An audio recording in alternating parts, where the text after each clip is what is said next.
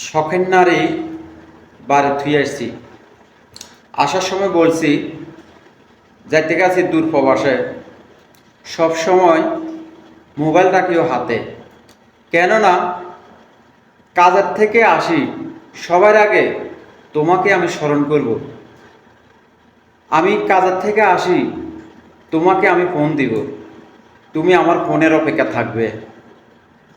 আমার এমন এক দুঃখপাল, আমি কাজের থেকে আসি, যখন আমার প্রিয় মানুষের কাছে ফোন দিই, তখন আমার প্রিয় মানুষের মোবাইল হয় ওয়েটিং থাকে, নইলে কল বাজে।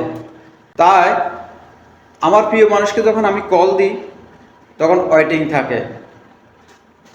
কয়েকবার ফোন দেওয়ার পরও ওয়েটিং পাই, তখন কাজে ব্যস্ত হয়ে পড়ছে। তার কারণে আমার ফোন ধরার সময় তার কাছে নাই।